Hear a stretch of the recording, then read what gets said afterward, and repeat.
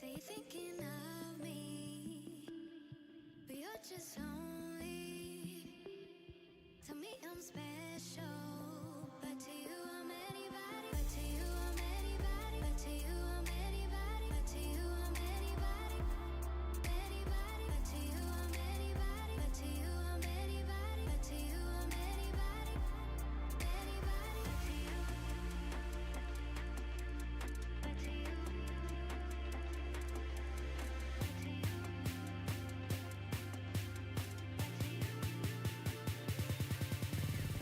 To you I'm anybody, to you I'm anybody, to you I'm anybody, anybody, to you I'm anybody, to you I'm anybody, to you I'm anybody, anybody, to you, to you, to you.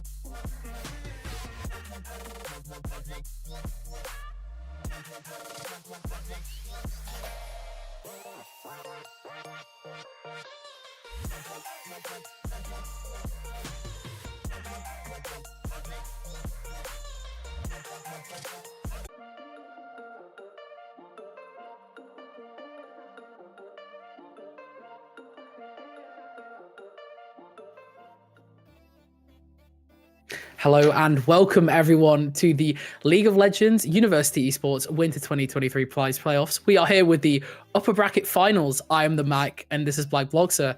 How are you today? Oh, awesome. Cannot wait for this. Last week we got some really good games. Ex Machina looking incredibly strong, so it's going to be great to see them play again and see if maybe another team can actually challenge them this tournament. So speaking of that other team, we do have the lads on tour, some familiar faces in University League of Legends. So I'm excited to cut into these games. It's going to be really, really interesting as well. And there's a lot to play for. The team that wins this guarantees their place in the finals. Very, very nice and calm. You don't want to go through that like lower bracket stuff. It's just too stressful. Who wants that? No one wants that. No, nobody wants that. Having this run, especially that Ex Machina are on right now, would put you into the finals as the absolute favourites. But at the same time, if Sheffield is able to beat out Exeter, all of a sudden they are looking like one of the strongest teams that we've got. And yeah, you get a little bit of extra rest, less games that you have to play, less stressful overall. And then you get to go into that best of 5 for the grand finals, feeling refreshed and knowing that kind of whoever is coming up to try to face you is going to be the underdogs in that situation. And I think if we're able to see the Sheffield knock Ex Machina off of their throne, because they've been completely uncontested. Really, they've been showing incredible play throughout their time in University Esports. It would set a really scare. It would. I think it would scare other teams. I think it would maybe knock the confidence. So it might be harder going into the lower bracket. But yeah, I'd be really, really interested in seeing these games today. But a lot of what ifs, not enough seeing yet. Yeah, gonna have to wait a little bit until we can actually see these teams. We can see the routes that these teams have taken to get here. Ex Machina 1-0 versus Bristol, 2-0 versus the Pollination Nation. That's the match that we followed yesterday, and now they're up against Lads on Tour. Lads on Tour were able to beat out Chocolate's Children as well as Ladcaster, so they've been having a really good time for themselves as well. And if you just take a look at the bottom of the screen, you've got Southampton Seraphine Stands up against Chocolate. How do you say that? I have no clue. I don't even want to I'm gonna keep it real with you. I don't even want to figure out how you say that. No. Up against that team that we'll say, it is, maybe referring to them by their universities is either. We've got Bath versus Southampton down in that lower bracket finals. That lower bracket matchup. So whoever wins that one will go against the loser of this one. And yeah, whoever wins this one will be going on into those finals. It's interesting to see how convincingly as well Lads on Tour have actually taken people out on their way here. It's kind of been a similar story on the side of Ex Machina. So we've got two real powerhouses up against each other right now. Now, as well, if we're looking at rank disparity, there is a slight favoring towards Ex Machina. Obviously, rank isn't everything, but I think you'll favor having 4 decently high Masters players on your team. Not that Diamond is anything to scoff at, but it will just mean they've got more experience. And if you weren't here last week, I'll touch briefly on this. Ex Machina have a little bit of experience in the UKEL, which is a regional tournament for League of Legends outside of University Esports. and they've been performing incredibly well, and they've got a lot of like experience together against, you know, proper professional teams outside of university esports, which makes them a real roster to contend against. It's a slight difference in variation, but definitely their addition of Drippy Darren as their not usual suspect for this team, definitely nothing to scoff at. This guy's kind of the GOAT. I think they played like a pretty strong Blitzcrank the other week, right? Yeah, it was really strong. There was a Rel and a Blitzcrank, and both of them looked really good. If you quickly take a look at Laz on Tour as well, Akers, the AD carry, as far as we can tell, is the same Akers that's been playing in the UKEL First Division, ended up coming second on Ready Painkillers, so all of these players have got a lot of experience. We've seen them around for quite a while. Timatopa has gone really far as well on the Ex Machina roster across the course of the last 2 years, role swapping around a lot as well. He's now in the top lane, he's played in the mid and the support role, so the guy knows what he's doing. Both of these rosters got a lot of strength on them. For sure. Now, Max, what are we feeling meta-wise this week? What's going to happen? Are we going to be seeing Orianna, Syndra here? Are we going to get like the average draft suspects? Do you think that we'll see any innovation, any big brain new drafts, or is it just going to be your classic esports style? Classic esports style is, I think, mainly what we're going to be seeing. You get a lot more solo queue-esque picks during these tournaments. These players are not full-blown professional teams, so you get a lot more personality coming through. Timatopa ended up playing 2 games of Aatrox and absolutely dominating on that. We got a Lee Sin in the jungle out of Eames, so you get a little bit more of that looking to carry through your own lane style, but at the same time, nothing particularly out there. There is a lot of Ivan on Gums' champion pool, so that would be incredibly interesting to see. For sure. I think Ivan's definitely an unusual one at the moment. Quite strong as well. Feels good. He's actually getting nerfed on next patch. I think he's been sleeper strong for a while. It's not particularly engaging or interesting champion, in my opinion. Sorry to all the 5 Ivan mains out there that I've offended. I think he's great. I think it's incredibly polarizing in general for the game state. I think it might be fun for the Ivan player, but I think it's just incredibly uninteractive, I think is the nice way of putting it. But yeah, I think it's definitely an unusual pick that will like shift the momentum of the game slightly if it is taken off. I wonder if it will be banned, like a little bit of respect for that. I wouldn't be too particularly shocked. No. I kind of know the way that Ex Machina adjust. I believe they said to me once, we kind of just go in 5 minutes beforehand, pick out 3 champions that need banning, and we go from there. So I imagine that Ivan might go, actually. A true UK, let's call it second division team. You know, the kind of thing where you get in, you just know that you're better than your opponents, and so far in this university composition, Ex Machina have been. They just have been the stronger team that we've been seeing so far.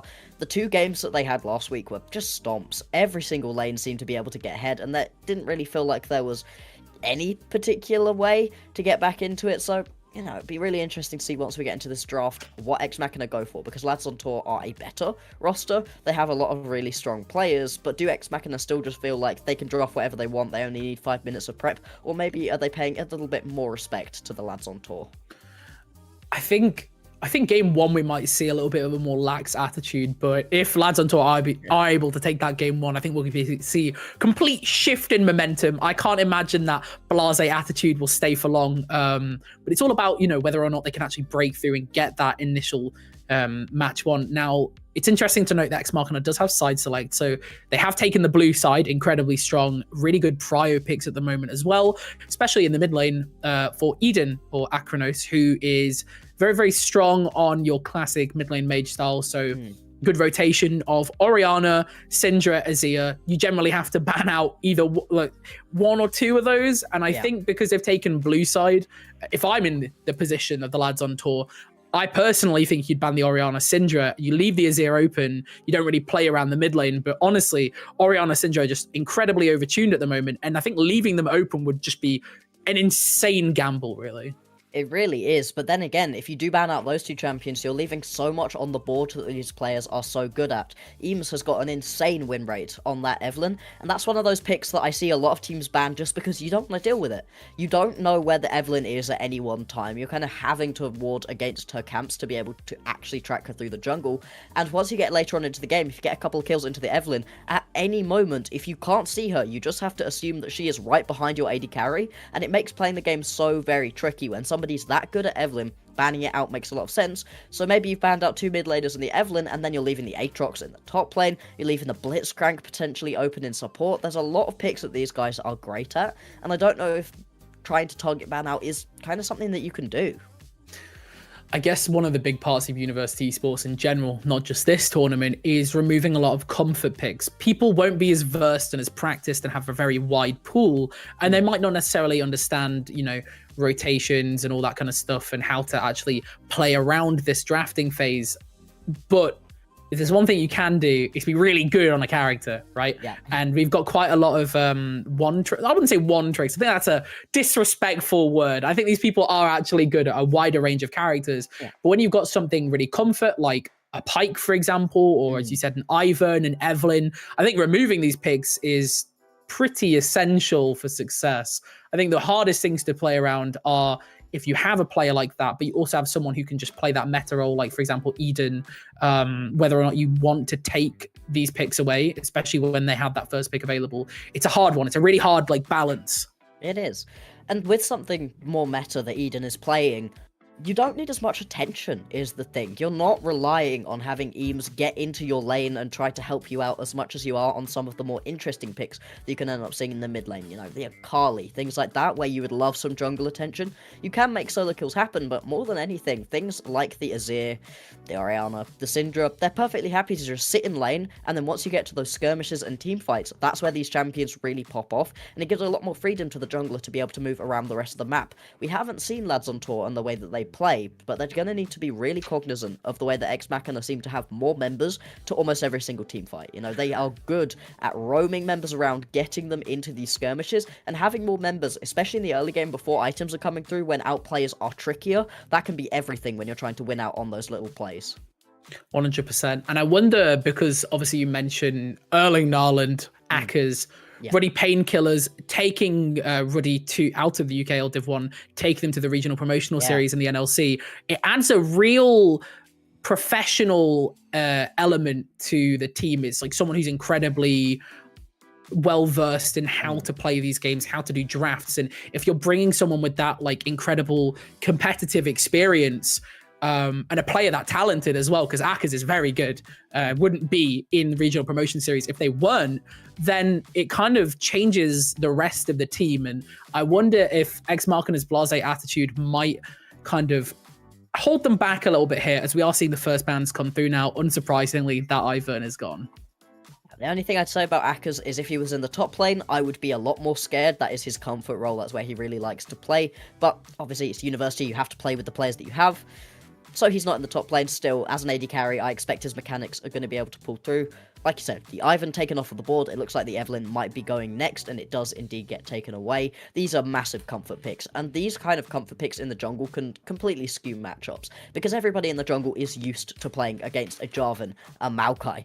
Even a Lee Sin, that's something you play against quite a lot. Ivan and Evelynn, you don't have that much experience versus them. These are almost one tricks that these players have. Getting rid of those makes a lot of sense for both of these teams, and it could corral both into having a little bit more of a standard draft. We'll see if any more of these mid laners do get taken away, and it will be the... I like this pick. It's just intelligent and smart. It makes a lot of sense, especially if we consider that lads on tour might ban away the Orianna and the Syndra. Akali is good into the Azir pick, which Eden is very well known for, and it's something that can kind of run away with the game as well. It's incredibly strong. I think it's in a good spot at the moment as well. Definitely one of those picks that can deal with some of these problem champions. Again, even if they leave the Syndra open, I think it still deals with fine-ish. Akali's very strong at the moment, and if you've got a good Akali on your team, then it needs to go. Yeah, it really does. There's no reason to just give over the Akali when your champion pool is not countered necessarily by it, but like you said, does not have the easiest time. With these kind of champions that just want to scale, removing those high dive mid laners can be a really good idea. We'll see what the next set of bans are going to be, and if lads on tour are only going to take out that Orianna, are they going to leave something like an Azir available? Are they perfectly happy to leave some of those really big picks? Jack's taken off the board right now tells me that actually in the top lane, Timotov wants to play something aggressive. Jax is a great counter to things like that Aatrox, things that like to get really aggressive in the top lane, so getting rid of that can give you a lot more freedom, and you could potentially first pick your top laner if you're really confident, but that is a risk. I think we have a lot of options here now that Jax is gone. You can like go for the Renekton. As you said, the Aatrox is nice. There's a Camille angle as well. And unsurprisingly, the Syndra is gone. So the Akali ban is beginning to make a lot of sense now. We're seeing the pieces fall into place. And for the side of Ex Machina, now they have this first pick available. Part of me is like, they won't pick Azir because to me, it just wouldn't make sense. I don't think that Azir is a particularly common champion when it comes to, you know, what mid laners play. Taking the Jarvan is very, very smart here. It is one of those priority picks that you want to pick up in this jungle position. There are people who will argue that Eames isn't necessarily the strongest on things that aren't the Evelynn or these alternate playstyle junglers like the Karthus. So I would personally, I'm not going to say how I feel. I would maybe agree with that. But I think Jarvan is very bread and butter. Every jungler can play it. Every jungler should be able to play it. And it's a really good setup champion as well for, you know, things that Ex Machina play. We see the Xayah. I think it works quite well. It's a good, you know, anti-engage. We've got Zyra Khan picked up, which means they can kind of like fight backwards a little bit. They've got like nice, you know, anti-rel. Like it's not going to be able to find a ton of value here. I'd be interested to see what's picked up on third. And now they can start looking at banning away the rest of the mid rotation. You need to be really, really careful as Eames to not get too many of your own team caught in a Cataclysm, because that could spell absolute disaster with a Galio and a Rel. Both of these teams, it feels like, are looking for a little bit of a wombo combo, but you have the Kai'Sa on Lads on Tour that can dive in and join in with a really aggressive play, whereas Xayah, you're picking up more for the fact that it can sit back, it can absorb pressure. There is a possibility, I guess, for the Rel to not go into the support role. You could put it jungle, put the Galio support, or just keep the Galio mid and pick up another support for yourself. So the draft for Lads on Tour is not completely boxed in. I like both of these compositions, but a lot of this is going to come down to how proactive these junglers can be, especially on the Jarvan. If you don't gank a ton really early on, this does not go well. Okay, I'm a really big fan of these bans here from Lads on Tour, by the way. The Rumble is targeted towards Timatopper, who notoriously played it in support once. Yeah. It's great. I think that's with a Jarvan and a Rakan. That's horrible. If you get caught up, what do you mean? It's brilliant for the team who picks it. It is horrible for the other team. Yeah, so it's such a good ban, right? It's like it makes so much sense. Removes a ton of wombo, and the Azir ban as well makes sense. You can't play safe in the mid lane. Love the Fiora ban. It's really cringe. Get rid of it. Don't want to see it in this game. And the Anivia ban as well is interesting. It's more targeted ban towards this mid lane matchup, trying to, you know, remove potential. We are seeing the Yone picked up here. Part of me wonders where this Galio is going now, because there is a flex between support mid that you can do with the Galio, also support on top you can do with the Yone. Lots of options here. And another flex pick coming through here from the Jace that can go in the top or the mid lane, both of which are open. I guess we'll see on the R5, you know, where that ends up landing. But that Jace can be played pretty confidently by both players, I'd say. So it's a good pick here, and it's very standard. It feels good as well. It's kind of nice. I like it into the Galio as well. So it's kind of prepared for every situation here. Yeah, I like the Jace. It's just unfortunate for Ex Machina that they don't have the counter pick, so you are just going to have to pick something up right now that has to go into either the Yone. The Jace has an okay matchup as long as you do the spacing well instead. They're going to choose to have the Jace blind picked and probably have the Ahri into the Yone. Of course, Yone can also move around. There's a lot of flexibility. We'll see what Lads on Tour lock in right now to really round out this composition. You know, they've got an AD carry, we know that for sure. Could potentially not have a jungler. If you want to get aggressive, the kind of things that Lads on Tour like to pick up in the jungle has been banned. The Ivan gone, not really anything left. Mal? That's a Rel. That's a Rel like jungle. It. Oh, that wombo combo is disgusting. It's really nasty, and I feel like Rel jungle is also very slept on. I think a lot of people don't get it until they play it, and then they get it because it's just really reliable. There's good setup. If you aren't guaranteed to land your W, you can like queue in first. It's why it's even good into like counter pick matchups like Poppy, where it's not ideal, but you know, it's still got good self setup as a jungler. It's good ganking, good roaming, lots of flex, and both teams just have a lot of roaming map potential right now. It's really, really exciting. There should be some really good skirmishes this game. I could see a lot of skirmishes happening for us, and it being just really exciting. You have got to get proactive as a Jarvan. Bracketbit always says that if you don't gank 2 to 3 times within the first 3-4 minutes, you're not playing Jarvan right, and I would tend to agree. You've got some really good setup in your lanes as well. Ahri with a charm, bot lane Rakan always going to be good setup, and there's something about a Jace where he maybe doesn't have the best setup CC, but you're still often able to just burst out the opponent, get enough damage down, and be able to win that one out anyway. But at the same time, that Rel, I'd say, has even better setup. Every single one of these lanes is terrifying, and if you push up too far, you're going to get ganked pretty hard by Gums, and he's probably one of the better players on this team, so it is a risk to be giving so much pressure over to Gums, but if he's able to pop off and get that snowball rolling, both of these teams have got a lot of explosivity, a lot of wombo combo potential. Ex Machina, though, they do have a little bit more poke in their composition, which might make it easier to play around these team fights.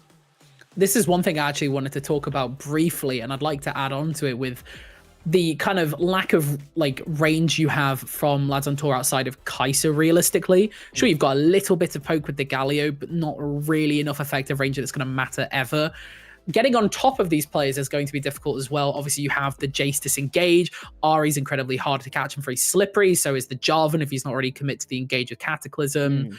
You've got like Rakan. I shouldn't even need to explain that one. Xayah ult obviously has that peel. You can go the Ultimate Hunter and just have it on like 20-second cooldown. Yep. Obviously, that's hyperbole. Definitely not 20-second cooldown. But it's going to be interesting to see the way that lads on tour play around this. They've got incredibly strong engage, but are they ever going to get onto them? It's kind of hard. And especially with this Galio pick as well. I understand it's supposed to be anti-lane, but you kind of need someone else to go in first, right? Rel is a really good candidate for that, or the Yone with that Fate Sealed.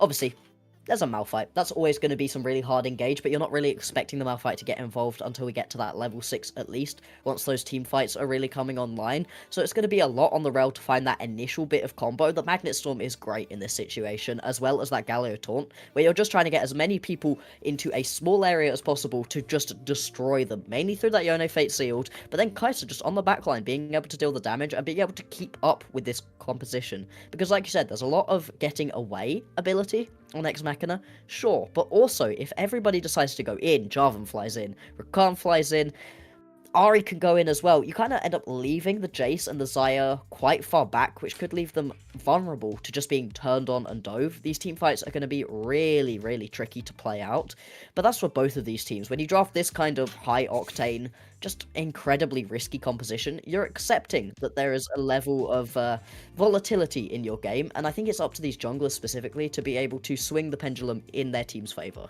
100%. This game one is going to be really exciting. If you watched last week, you'll know how Ex Machina plays, but it's time for the lads on tour to show up. Make sure you stay tuned after this brief break. We'll be back with more exciting League of Legends gameplay.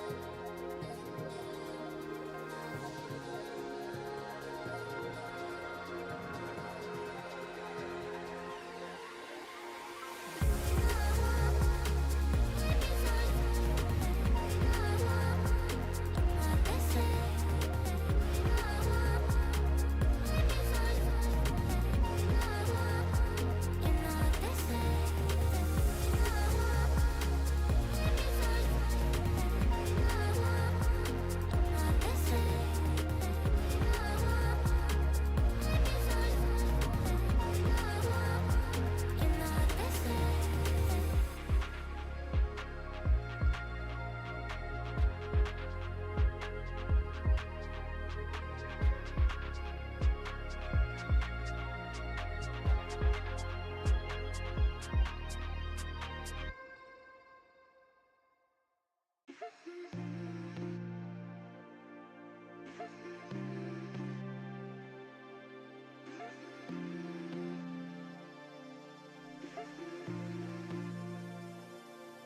say you love me, say you're thinking of me, but you're just lonely. Tell me I'm special, but to you I'm anybody. To you I'm anybody. To you I'm anybody. To you I'm anybody. Anybody. To you I'm anybody. To you I'm anybody. To you I'm anybody. You say you love me, say you're thinking of me, but you're just lonely. Tell me I'm special, but to you I'm anybody. But to you I'm anybody. But to you I'm anybody. But to you I'm anybody. Anybody. But to you I'm anybody. But to you I'm anybody. But to you I'm anybody. Anybody. But to you. But to you. But to you.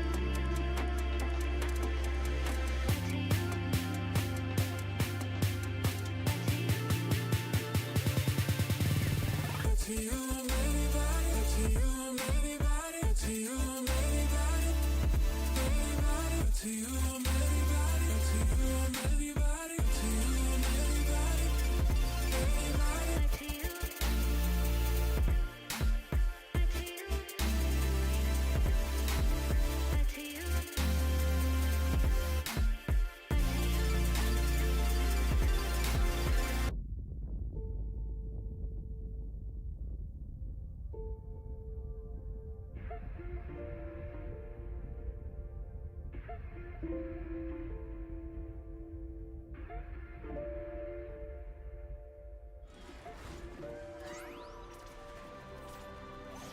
Hello, everyone, and welcome back to the University Esports League of Legends Winter 2023 prize playoffs. We are with the upper bracket final right now. It's X Machina versus Lads on Tour. Very exciting game one coming in here. We've just had draft, lots and lots of good stuff to talk about, and these teams are really, really exciting. Now, I'm really keen to get into game. I don't know about you, Bloxer, but this is going to be a good one. Oh yeah, I'm super excited for this one. Obviously, I feel the most excited for once we get to that level 6 at least. More once we get to that big team fight point, around 20 minutes when the Baron and the, second, third Drake start spawning. That's the point at which both of these compositions are going to pop off. But I think they've got a lot of work to do to get us prepared for that moment. You want to be getting a lot of ganks off as a Jarvan. Same thing as Gums though. Rel can just sit and farm, but you'd rather be able to get a couple of ganks off, get yourself into a really strong position. Ooh. And Kaiser Galio, not a bot lane that we've seen in quite a while. Yeah, it's definitely an interesting one. Galio, a very niche pick at the moment. Quite weak, is getting buffed on the next patch. But it's definitely like a strong counter into the Rakan if you don't want to opt for the Lissandra, like some psychopaths have been doing recently. It's a shame the cheese doesn't quite work there, but we are seeing some brawling in the bot lane, just some initial throws here. Now, it's interesting they are able to actually catch something with this W, just walking up lots of use out of this magic shield versus the Rakan too. It will slowly add up, but if that initial bush cheese has gone through, it would have done a lot for this lane state. Kaiser can play quite aggro into this as well. Obviously, the feathers will provide a lot of, space for the X Mark in a bot lane, but Kaiser is just kind of cringe and can play very, very aggro if isolated on a target, right? She really can. That Cathy and Ray onto a single target, especially once they get a couple of items in, but even at level 1, well, I don't know. If you take it level 1, you're still dealing a ridiculous amount of damage with it. Interesting jungle pathing out of Gums. Decided to go for the red Raptors into Krugs, which is just a little bit odd. Is going to delay that clear by just a bit. And it is going to be a split map situations where we have got Eames heading up towards the top side of the map, possibly looking to get this Jace fed, whereas on the other side, Gums going down towards the bottom side, and that could potentially be the more volatile lane, just because you've got a couple of extra champions down there, more kill gold available, but also some really good engage out of both supports. Do you think Gums started those Raptors because it's technically the most optimal clear time? Now, whether or not that's true is a very optimal way of playing Rel, and it really shouldn't shape the course of this game in any meaningful way. I was watching it wondering if maybe Gums wanted to head towards the top side, just because Timotopia is pushed up so far, but around about the point at which Gums was at those Krugs, yeah, Timotopia wasn't really pushed up quite as far as he is right now, so it doesn't end up meaning anything really. The same thing bot lane though. Right now, Gums bot lane is pushing in, although big engage. Oh my goodness. Massive dodge hit. I don't know if Drippy Darren's actually going to be able to live this. There was so much damage traded there onto that from the Kai'Sa onto that Xayah, but even then, Galio able to just go toe-to-toe there. The Catherine Rain doing work, and Torpedo Tim, what am I watching? Sorry, what just happened? We need replay obs, guys, come on. That was... Why? Then I don't know why Yone's that far up without either... Obviously doesn't have the knowledge of where Jarvan is, so would have been able to clean up regardless, but Torpedo Tim... Getting caught out there, giving that first blood to Eden, who will be able to play quite aggressively with that lead now, should get a nice reset off. Doesn't have a cannon wave to come back to, has a TP sat on quite nice. The airy poke must have been doing a lot of work to slowly whittle down that Yone throughout this lane, and that's actually kind of big-ish, because look at that. You've got Lost Chapter, classic mana book on first back. That's really, really strong. Yeah, it really is. You're in a position to absolutely bully in this lane. You always are in a range versus melee matchup. That being said, Eden has gone quite far up. Gums is around, going to be spotted out though. Will be able to back off quite nicely and playing really smartly around where they think the rel is going to be. I think it's interesting to play so far from your line of vision, especially this is why I was about to say this. You do not have vision to be able to check this bot side. You don't have any movement left, and that is a traded kill back onto the Yone with less than ideal wave state. Ahri will miss out on a few minions and does create a little bit more pressure down towards this Drake. Now, not necessarily shoved up by the lads on tour here, but they can start it for free now that this Ahri is gone. Not able to actually, you know, move with mid pressure there. There's no bot prior anymore, and that should be a nice first Drake in the pocket.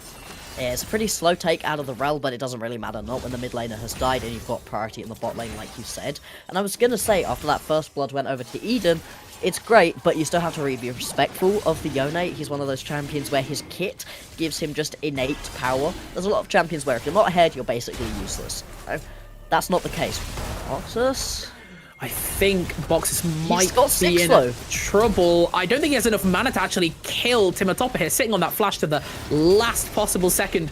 Not saving the Q to finish off the Jace there, instead trying to queue out for the movement speed. Eden. I think that'll work. Eden will be caught here, just a chain of CC. And this really just adds to what we were talking about in Champ Select when we say there is just so many ways for the lads on tour to get on top of you. And it really isn't outplayable either without this flash. Now, obviously, this Ahri is pre-6, but even then, can you even get the dash off in time with that CC chain?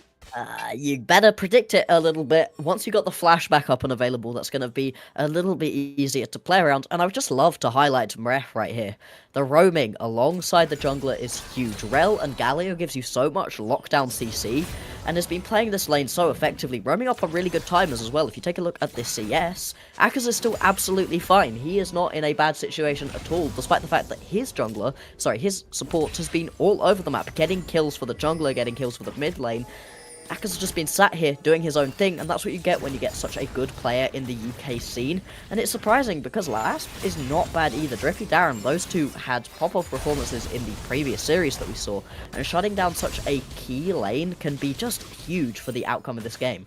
Obviously, Akaz used to playing in that top lane, used to being on that island, so not particularly surprising that they can play into that 1v2 with confidence here, but obviously has the ability to do so with the Kai'Sa kit as well. Ghost, both subs available, would be very hard for them to look on something. Speaking of looking, we are going to see that Xayah ult burn, has to respect the feathers, ends up using the Void Assault to actually, Void Rush to dash by. This should be close.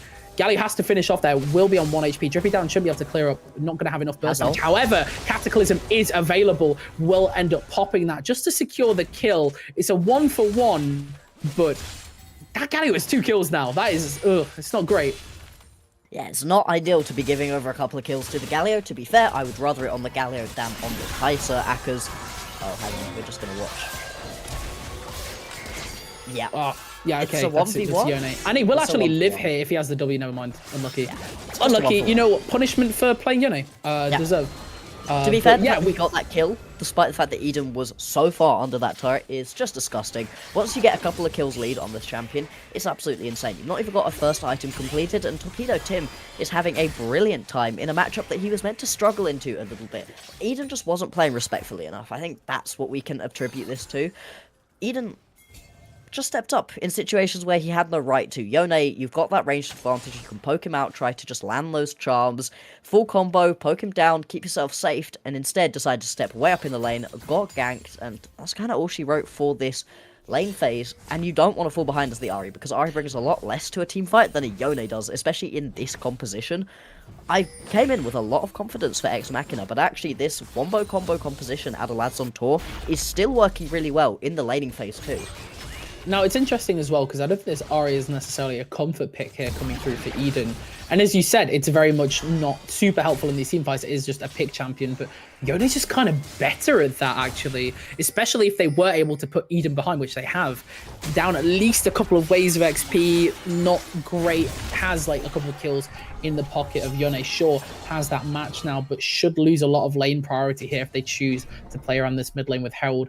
Now, I've seen many jokes about playing mid lane as like a safe like caster mage means that you literally just sit under tower, but I think Eden might actually not have a choice. Yeah. Because they are just constantly having 3 people in their lane. It's quite hard to play it.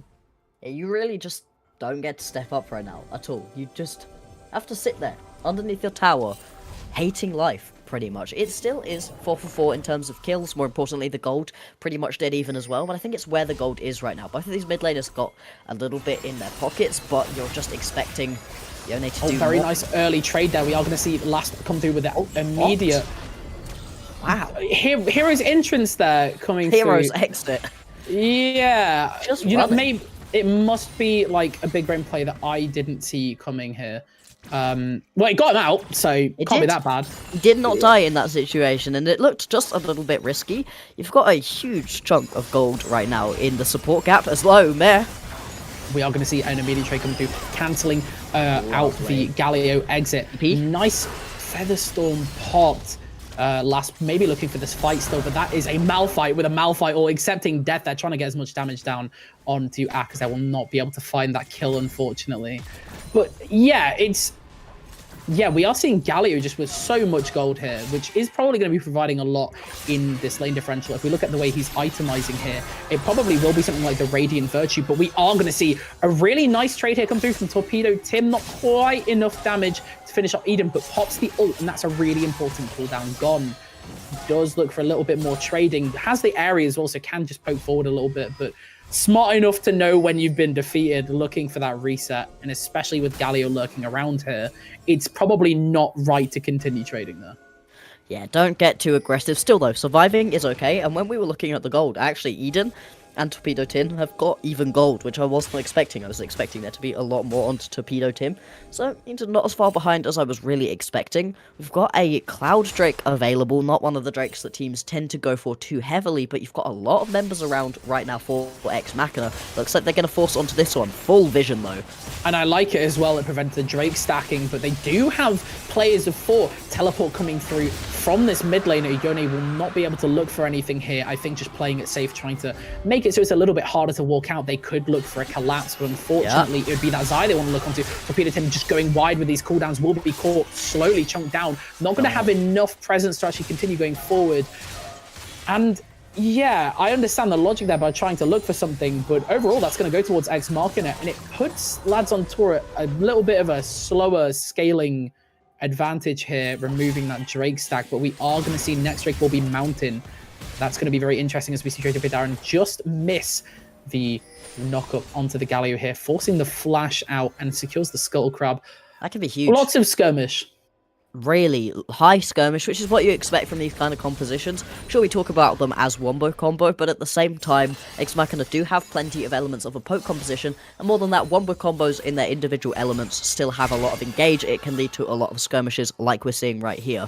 The amount of vision around the bot side is just huge right now for the bot lane of Ex Machina. Aspen and Dippy Darren clearly don't want to die right now. Gosh. Eden does have ults, so does Torpedo Tim. Does he know? Yeah. Ends up choosing to back off safely. Torpedo Tim looking for that safe reset. will Oh, what? look for a trade. But there is a massive trade in the bot lane. Kai'Sa going incredibly low. Really nice flash timing. Dodges the actual catch. Going deep with the Blade Storm. Ends up being able to catch him out just for that chunk of damage. Immediately flashes out. And in the meantime, Eden has got a solo kill in the mid lane. I'm not even sure how that happened.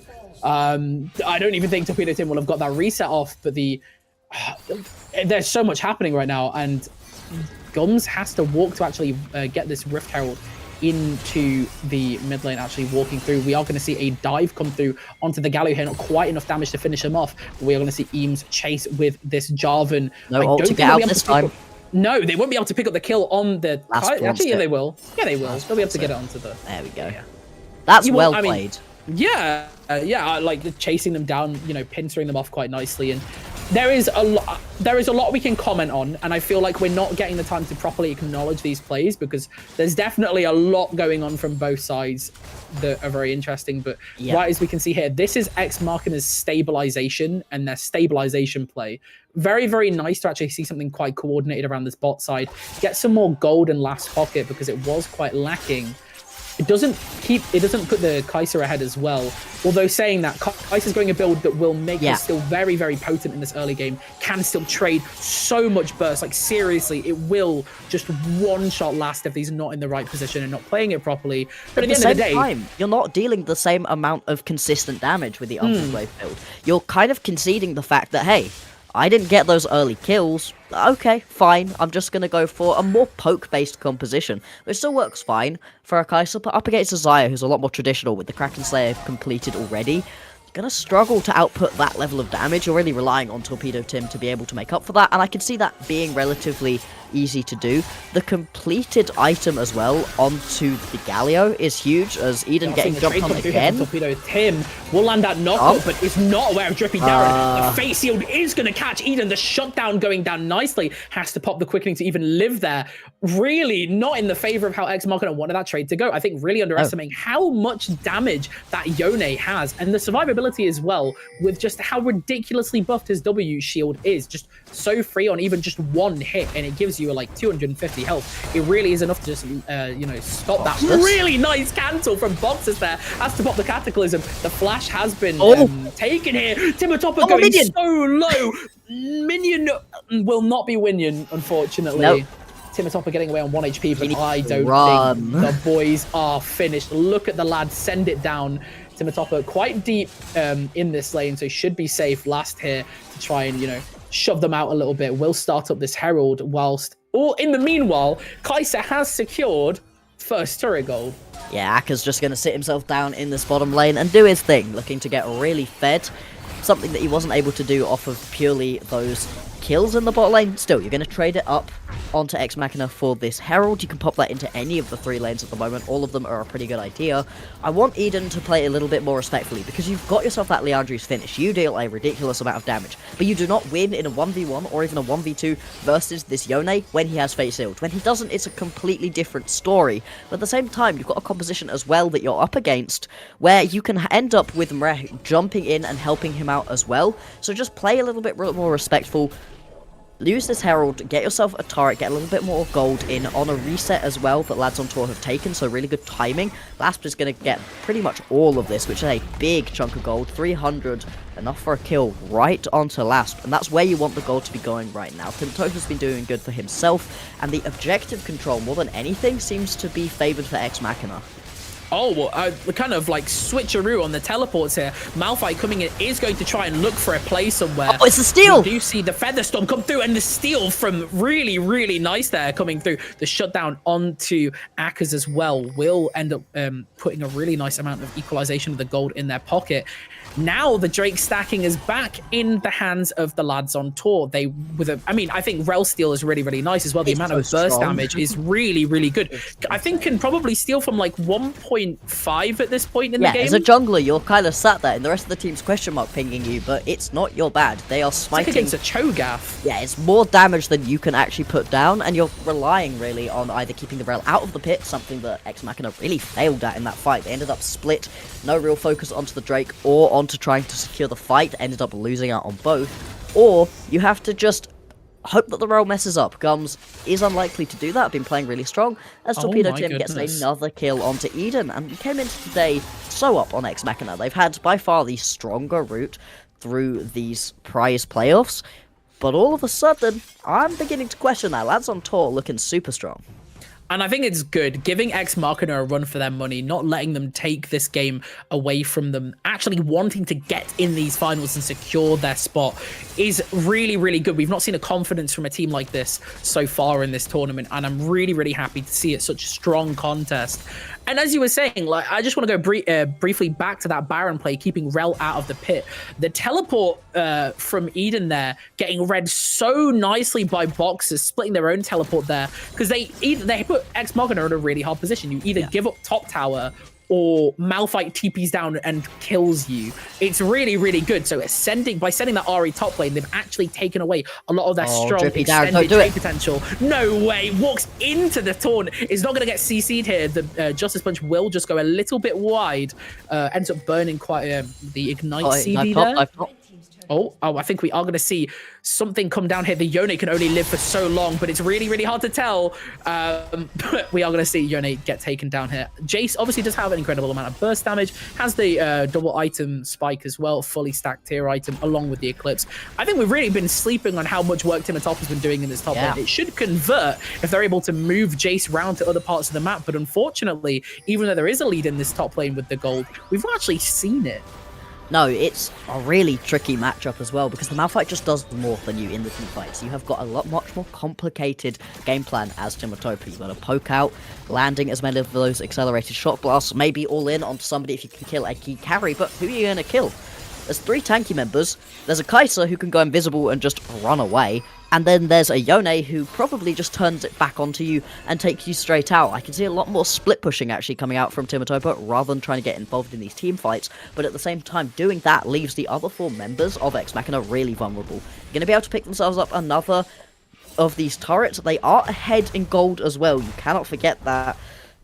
This is a really close game. It's more questionable for Ex Machina than it's been in a while, but that's not saying that much. Boxers?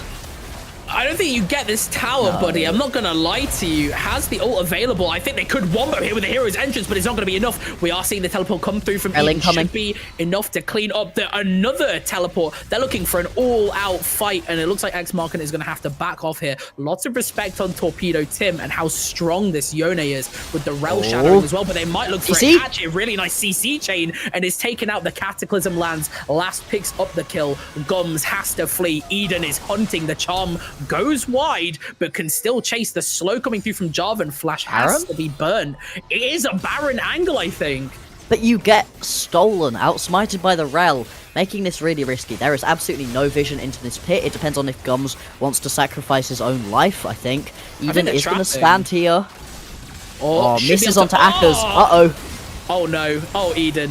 Oh, Eden. I think this might spell the end. The flag and dragons are going wide. Timotopia goes over the wall. Gums ends up trading positions. Stuck dealing with this Kai'Sa now, who should be able to take him down. Never mind. What a combo. Procs the Eclipse as well. Keeps him alive just for 1 second. Last could only kite this out so much. Box is not able to find access onto this. Eames is in a rough spot. Has to just get out of there. But overall, it's a risky Baron call. One person die each. It's a risky Baron call that just doesn't pay off at all. I think that Miss Charm kind of sealed the fate of that fight there. If they find the pick on Akers, can maybe commit to it, keep going. You have more damage as well on that Rel. I think this Ahri does so much against this Rel. It's in an extended team fight. But the second Ahri gets picked, and Ahri has no ult, by the way, or flash at that point, the fight's kind of over, and you kind of have to relinquish the Baron there. It's an outplay, though, out of Timotopia in the 1v1 versus Akers to be able to turn it from being a complete disaster into a playable fight where multiple members get away. So many blinking health bars, and we're going to keep on with the action right now as the next Drake has spawned. That's early to get into the pit for Eames. I kind of respect it. Look, I mean, they can't really walk on him as well. He knows that he's got his team covering him. I think it would take a lot of burning of resources, although Last has shown mid now. I think there is a chance that they can turn this. Gums will be hunting. Look at where Galio is playing from as well, making sure that he's covering any flank potentials, has the hero's entrance available as well, ready to go off on and engage. This Drake is ticking down, down, down. 4K dropping lower. Tim goes in with that E, but not going to be able to find much with the face shield, keeping the rest of the team off this Drake. There is people trapped in the Cataclysm jar. Neither jungler is on this Drake now, and there is just constant fighting. Who gets it? No junglers. Triple kill picked up for Timatopper, and surely they can take the Drake, keep them off. Gonna see a traded kill here for Kai'Sa, but I don't think Ex Machina is done here. Look at Eden hovering, Timatopper looking to pincer them in, but this is towards their base side. They're walking lads on tour into a spot where they can't really leave as well. You can see Akka's just kind of farming, because what else do you do here? And I don't think they really want to commit to this fight, because I think even though they have the numbers advantage, never mind, no, they will. They've got the reset, they've got the position. This is a great engage from the Galio, but I don't even think they'll be able to get a kill here on Akka's. Just so much burst damage there from the REQ, the Jace Q before even going in, that you're not able to follow up, and Drippy Darren just end up slapping him in the face to finish him off. It's a really messy fight, right? Yeah, really messy. But it speaks a lot to these compositions and the way that these players are executing onto them. TP coming through, this is likely going to turn into Baron. Oh my goodness. I'm just going to quickly set this one up. If you're able as Ex Machina to do the poke that they did in the last fight, you win this one. If you're able to get the full wombo combo going as Lads on tour, they win this one. This is really tense, could be the deciding fight. This is a lot on Boxers as well to find a massive engage here. Has the ultimate available. Same with Torpedo Tim. I wonder if they'll even choose to fight this. Could look to relinquish the Baron and just look for a steal here from Gums, but it is being kept off by Timatopper, as you said, keeping so much space. Incredibly strong so right now. tired. And he's just obliterating them. This is a Drake pickup for free, and Jace is able to like 1v5 this team, like incredibly ahead. And we were saying earlier that he's not really had an opportunity to show off in these team fights yet, and had that slow growing lead, and we are now seeing the conversion into actual tangible things we can see on our screen, and it's just so well played. And unfortunately, just with the Knight's Vow here from the Rel, it's just not tanky enough to deal with this Jace, and the Jace is just so fed. He can go on any target he wants, and it's going to be a nice clean Baron pickup for Ex Machina here. Yeah, nice. 3 completed items out of Timatopper. He managed to make his lead in the top lane individually, and then has turned this into some really good team fights. Usually, the Gatekeeper is something like a Rakan, you know, maybe even the Jarvan if you're playing extra spicy. It's not usually one of the squishier carries, but Timatopper does so much damage that unless you get a full combo onto him, you really can't step up. And I said it, if you get the poke down first as Ex Machina, that's the thing you have over this composition on Lads on Tour in straight. Hang on. Timatopper run. Gums, a little bit really... scary. Gums is going deep and pops the ult for a... I think that's a really not great look here. I think could have tried to secure the actual engage here with a Q. I think maybe not quite the one they're looking for. None of the rest of the team around, but has a lot of ability to follow up there if he does land the CC on Timatopper, going a bit wide, but maybe it's not necessarily a bad trade as well. Oh my goodness, incredible engagement. We're going to see the hero's entrance follow up. Not going to pick more than Eden. Hang on. Akka's is so deep right now. Timatopper goes, wait, Torpedo Tim, sorry, goes wide with the ultimate. Boxes is locked in the boxes right now. We are going to see Last take up this double kill, and it's just a really strong fight. The Zyra is being allowed to free hit, pops the ultimate. Eden secures the kill. Last is hunting for more, and there is so much follow up. Oh no, Tim. Not a great look, and that is a one team fight for Ex Machina. And they're going to look to end the game. It could be the end of this team fight. It's been a really impressive game out of both of these teams. Ex Machina, though, using their poke in their composition to a little bit more effect. Looking to end, you've still got 30 seconds on a couple of key members. And they are going to just prevent this Galio from even getting back to base. Won't be able to clear the waves. Has the Baron buff, and it's just going to end the game. And we were talking earlier about how we felt that Lads on tour was keeping Ex Machina shaky. Well, I think we've eaten our words a little bit here, Bloxer, because it is a very, very impressive game and an impressive recovery. Yeah. Although I say recovery, but it didn't feel like they were down. They were just sleeping, waiting a little bit. If you've watched any more UK Esports, if you watched any of UK EL Div 1, you ended up seeing a lot of Tempest being down in terms of kills, and it felt like map pressure, but they were up by 2,000-3,000 golds, and that was what we were seeing out of Ex Machina. They were just more effective at getting the gold onto those key carries, and at the start, I think it really did end up hurting Lads on Tour that Akka's was not getting those kills. There are a lot of kills onto the Galio, and sure, full AP Galio kind of hurts. This version of Galio, he really doesn't, and you wanted it onto that key carry. The gold just wasn't quite perfect, but there were some really strong individual performances, I'd say, by Lads on Tour, so I could see this next game still being a little bit closer than we've seen anybody take Ex Machina so far. Make sure you stay tuned. I'm really excited to see how this game plays out, and you should be too. We'll be back after a short break.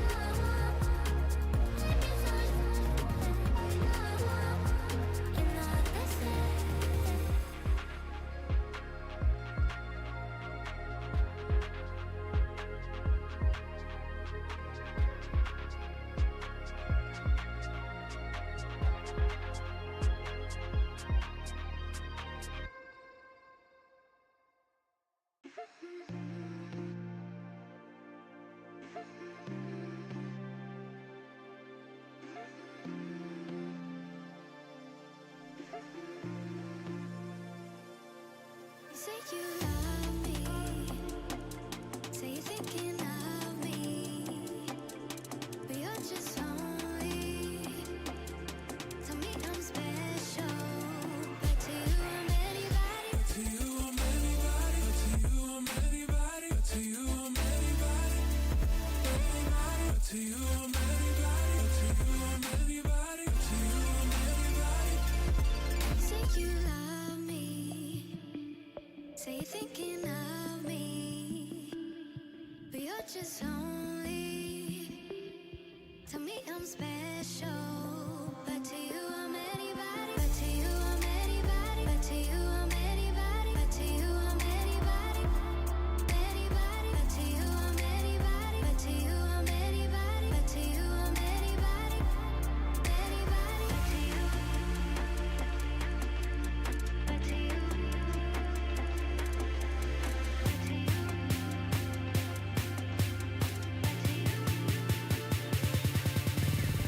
To you I'm anybody. To you I'm anybody. To you I'm anybody.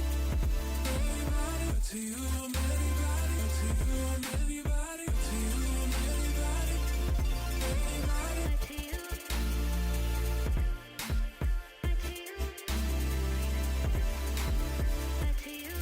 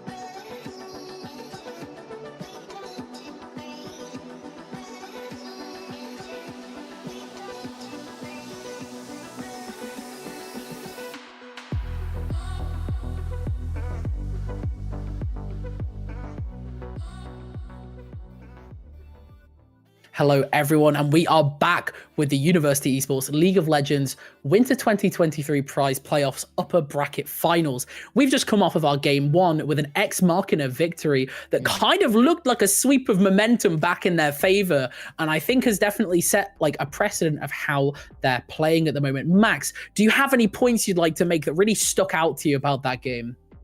The compositions felt really spicy. I was excited for that game, and it was just a little bit of mis-execution coming through from lads on tour. They had a full wombo combo composition, and whilst there was plenty of response out of Ex Machina, it wasn't the same level. What Ex Machina had was that level of poke. And as lads on tour, you don't get to sit and just sit a little bit off of these objectives and wait, because all that happens is you end up getting a accelerated shock blast to the face again, and again, and again, and now you're trying to team fight with half health. Oh, and your jungler's died. Congratulations. So you can't do that. You have to pull the trigger a lot more aggressively. But the early laning phase, at least the first 10, 15 minutes, felt really, really good out of these lads on tour. And I'd like them to pull out something like that again, because this was the most that it felt like Ex Machina had been stretched in a while. 100%. And there's definitely something I want to talk about before we jump into this draft. And it was kind of this Yone that showed up for a little bit and then kind of dropped off a cliff. I don't know if you were watching those team fights, but there was some real missed opportunities there from Torpedo Tim. Felt like some real communication or mechanical mistakes there with the Fate Sealed that should have hit so many, ended up just going wide every time. And I think if the Yone had found an engage on the first two team fights that were missed, then it would have completely changed the course of things. But by the time that, you know, a couple had already gone, it was already so far like ahead for the side of Ex Machina after these team fights had been won that even if the engage was found, it wouldn't have really mattered. So I definitely want to see a lot more, I guess, a stronger mechanical performance come out of Tim that we did see in that lane phase. There was a lack of confidence and team fight focus there. So that's one thing I really want to see coming into this next game. But we should be jumping into the draft kind of short-ish, I think. I think if we look at the side that has been requested, we are seeing that the lads have requested the red side. Now, that is really interesting. But this tells me that I think they don't really have any priority picks they'd like to play for on the blue side, and they want to look for counter picks towards this top lane. So do you give over the Jace? I think that's the obvious question that then leads off of that one. Because Jace into Malphite, you've got that ranged matchup, and it was going pretty well, but still, it wasn't the complete domination that we've sometimes seen those Jaces pop off with. Do you have something to really counterpick into that top lane? I don't know what that's going to be, particularly the Jax was banned out by Ex Machina, so they clearly knew that there was going to be something aggressive coming through. I can imagine that these first 3-4 bans are going to be pretty much exactly the same, at least the first two. Take away those pocket picks in the jungle, but it's going to be that final ban, I think, where we might get a little bit of adaptation. What do you think is the problem as lads on tour? Do you think that it is the Jace? It seemed like it was the biggest threat coming out of that laning phase. Do you instead think that maybe we actually needed to get rid of the Ahri and we just couldn't get enough of a lead in the mid lane? Or maybe bot lane? Again, that was a really strong lane where we ended up seeing some crazy outplays. A lot of those feather callers were just nuts. And it's really interesting as well. Like, I think you mentioned about, do we remove the Ahri there? When we're talking about the top lane and like the Jace, I think that was definitely the most impactful thing, but it's not something that was necessarily, you know, could have been not played around. We didn't see enough presence, in my opinion, from those rel engages onto the top side. Not that that I think we would have particularly seen much of an impact, because it is kind of easy to play around those as the Jace. However, I think that, I don't know. Yeah, we are seeing the same bans come through, which means I think that the lads on tour felt like they were on the right lines last game. And I think they are too, but I think it was just kind of, dare I say, a jungle differential in terms of play around the map. And we are going to see the rel taken away here by Ex Machina.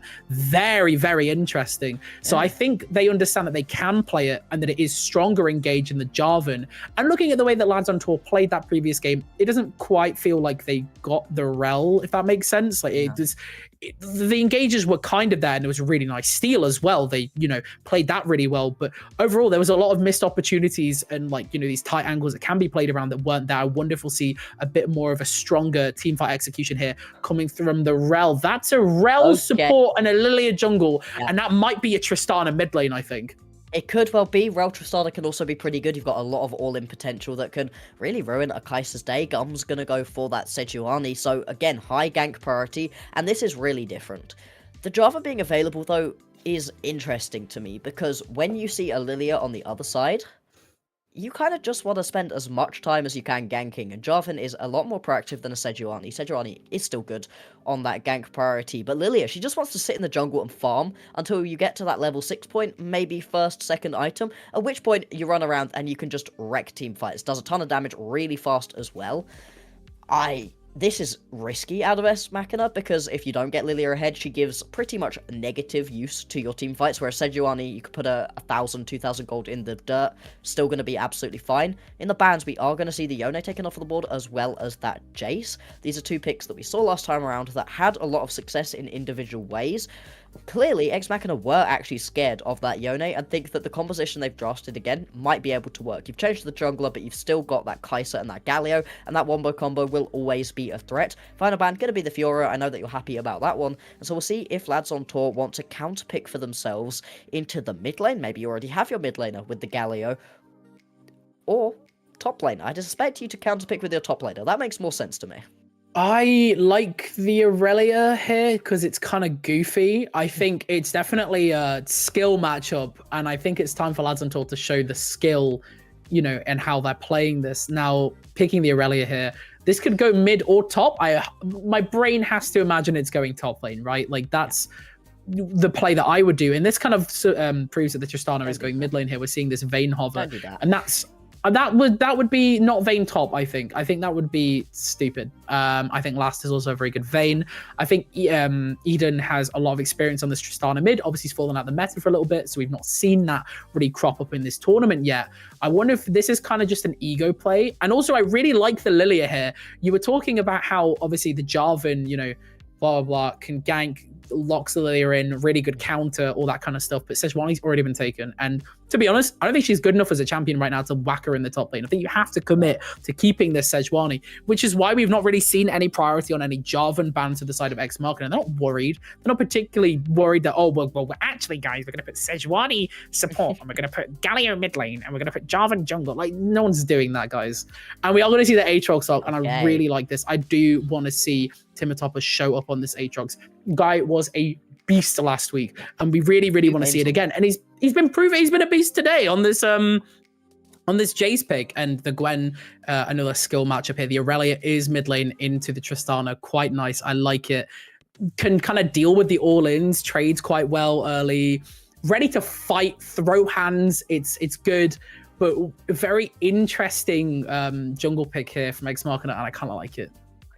I think it's a really spicy pickup by Ex Machina, and this is a little bit more of that confidence that I've been expecting from these guys. In the previous game, despite the fact they did have a pretty exciting composition, it felt like it lacked a little bit of that Ex Machina spice. This time around, they've got that first game, they've got a little bit of a buffer, and this one is pretty crazy. I can't wait to see Last onto this Vayne, because you've got so many tanky targets to try to deal with. Galio as well, you're trying to Justice Punch in, you can just knock him back a lot safer as well. Same time though, Aurelia, if you get onto the Vayne or the Tristana, that is a terrifying time too.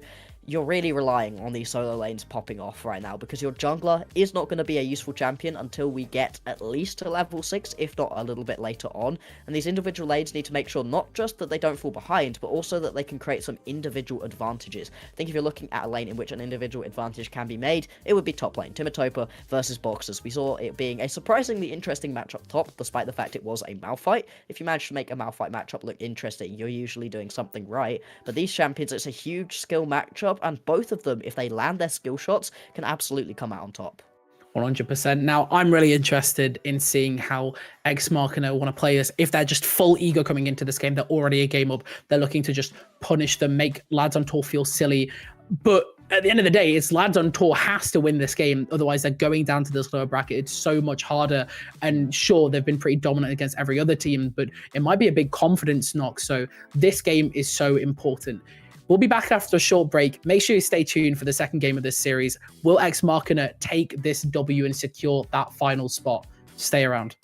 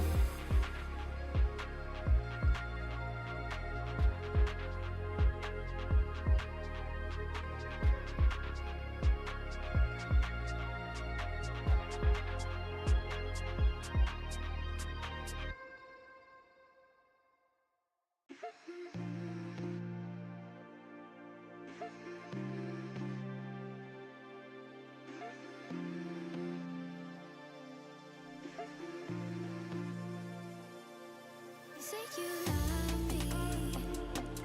Say you're thinking of me. But you're just lonely.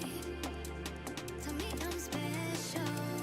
But to you I'm anybody. To you I'm anybody. To you I'm anybody. To you I'm anybody. Anybody. To you I'm anybody. To you I'm anybody. To you I'm anybody.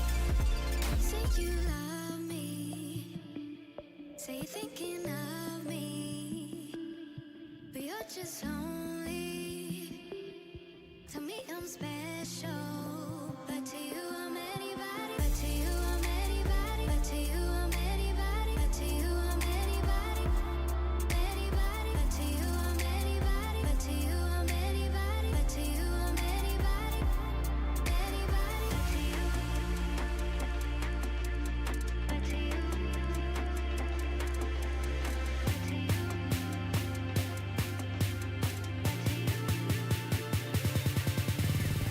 To you I'm anybody. To you I'm anybody. To you I'm anybody.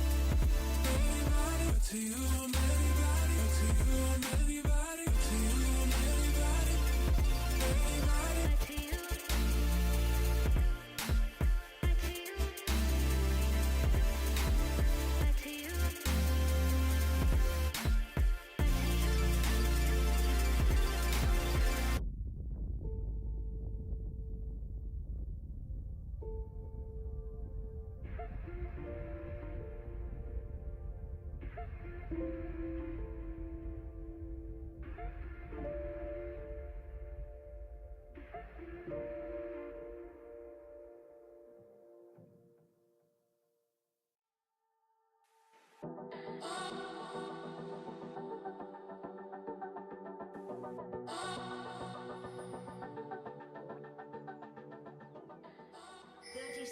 Hello everyone, and we are back with the second game of the University Esports League of Legends Winter 2023 prize playoffs upper bracket finals. Ex Machina are up a game.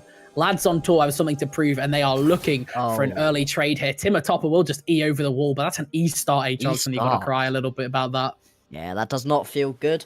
Obviously, the stakes of this game are pretty high. Winner goes on to those finals. Is going to face up against whoever wins between Bath and Southampton right now. Loser, you've got another chance, you know? You're not in the absolute worst situation, but still, it feels good to be able to put yourself into those finals right now. Have a chill rest of your week. So we'll see if Ex Machina are going to be able to pick this up as another 2-0 to add to their pile of 2-0 so far, or if Lads on Tour are going to be able to throw a little bit of a spanner in the works, at least. I've kind of been enjoying Lads on Tour spannering a little bit. It's been quite good. It was an interesting watch last game for the first 15 minutes, I'd say, and then it kind of just became a usual Ex Machina game. Last with an early trade here. That is a shocking amount of damage for a bone plating Galio. I think that just speaks how insane Vayne Q is right now. Vayne is really strong, pretty much at all phases of the game as well. She used to be one of those champions where you're really looking to get going early. Oh, this is so hard, by the way. Timur Topper having E is just terrible right now. You miss out on so much healing, so much CC. Boxer's already having stacked up that Conqueror and chunking out Timur Topper. Still though, Aatrox is going to be able to keep himself at least alive. Still, you're not happy about that trade. You're not happy about this start either.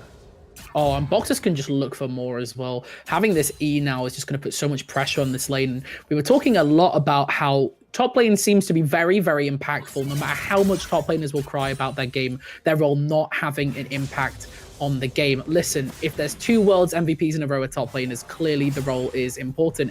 And we've seen it displayed time and time again by Ex Machina and Timur Topper, who has been a consistent, powerful force in these games. We saw a domination on 2 HFS games last week, and we've seen that Jace in the previous game. I wonder if this is a real attempt to put him behind and, you know, kind of change the dynamic of this top lane, but even then, still probably gonna turn out fine. Look at the farm as well, ends up playing fine, is keeping up okay, and can trade. Speaking of, we've got a bot lane skirmish here. Just going forwards right now. Lasp is playing with a lot of confidence and earned confidence right now. The only thing you're particularly worried about is getting full comboed by Mre, but that one's not up at the moment. You can just continue to bully out. Hitting level 3 first is huge as well. It's a pretty big wave stacked up with a cannon minion too that you could be pushing on the top lane though. Boxus, he's dead! He's dead! He's dead! Oh, so all that Oh. waffling about, oh, well, they're going to put Timatopper behind, actually, and this will change the game dynamic. Shut up, Marcus. They're actually just this guy, trolling you. this caster guy has no idea what he's talking about, right? Real caster curse right here. Gums is going to come up into this top lane, but by that point, Timatopa should be out of here. And if you don't know Timatopa's name, where have you been? This man has played for 3 years in 3 different roles as well. He's been a mid laner, he's been a support, he's been all over the map. Torpedo Tim, the next person on the chopping block, potentially knows something's up. But it's It's just 4 gonna people walk here ready for an engage. We are going to see the bowling ball just go a little bit wide. He's not going to be able to find anything. Gums searching down here for Timatopper. Has the flash still available. Will choose to burn it early. Respectful of that Sejuani engage. And I think that probably shows a lot about Timatopper as a player. Is just respectful and plays a lot of limits. A very, very interesting player. Yeah, when you've been in so many roles, it just gives you a sense for the game, which matchups you can win. Even starting with that a terrible start for the Aatrox is still fine, and giving over this Aatrox was a really big risk. Lads on tour have seen what Timotov has been able to do with this champion in previous matchups. The last one, he played it twice, dominated on it, and if an Aatrox can get ahead, say, you know, they get themselves a first blood, perhaps, that can just be a disaster for whatever team they're up against, because Aatrox can heal for so much, be such a threat in the backline, or simultaneously having a really strong side lane presence, and just pulling you around the map this way and that, and make it really hard to set up for any objectives. Oh, we are going to see this matchup, which I think is...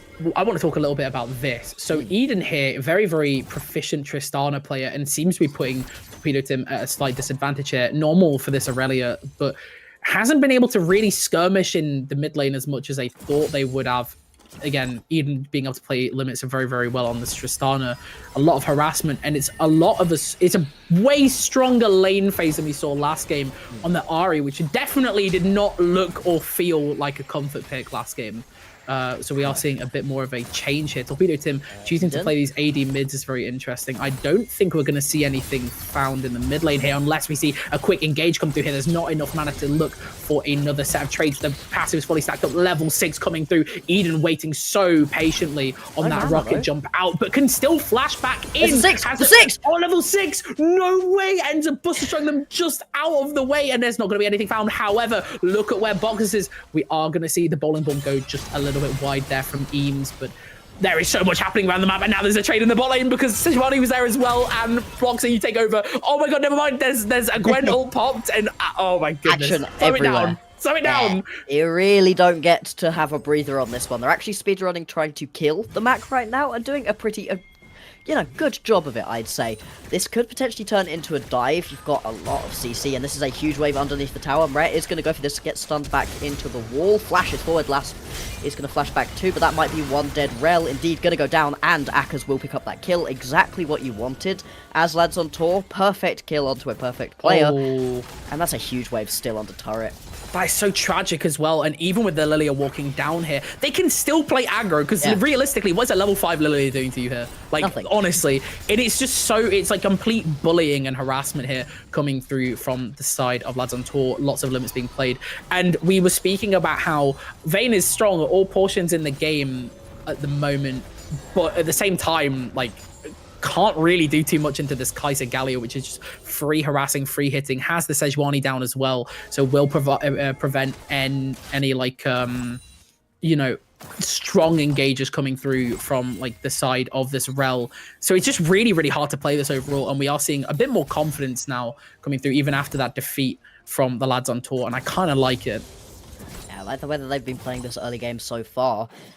I was gonna be really critical, actually, of Lads on Tour, because they were getting beaten during the early game when they have a Sejuani and you're up against a Lilia. You can't let that happen. Lilia is pretty useless during the early stage of the game, as Eden gets jumped on right here. Won't be enough for a strong trade. However, ends up popping the bomb for a second rocket jump here. Strong CC chain coming through, and ends up picking up the skeleton. They can keep looking. Will go wide on the bowling ball, but they do have the lilting lullaby. That aftershock is about to go. They can't really step forward with the Sejuani shadowing. Has the level 6. Lots of CC chaining. Can't really look for a dive either onto something as strong as the Galio, even with the aftershock gone. But yeah, what a interesting trade, and like has the Hex Flash as well on Drippy Darren, so can go in a surprisingly far distance and was off vision here. Has now ended up looking for the Drake on the side of Lads on Tour to try and trade something back across the map, but I'm pretty sure X Machina will be able to trade this first Herald, which is just such a strong objective. There's a reason they're phasing this out of the game, because it's just so good when plates are up, getting gold into these carries' pockets. You can't just let that one go over in a lot of situations. It's a bit of a, hey, we'll just take what we can get right now for Lads on Tour, and they do manage to trade it back for something. At least Last might get dove right here. You've got the Sejuani behind. Last knows that something is up. Needs to be so careful, though. Doesn't get hit by that. And he just can't walk again, and the Sejuani is here, has the ultimate available. We are going to see the Killer Instinct popped from the Kai'Sa, not enough to actually take them out.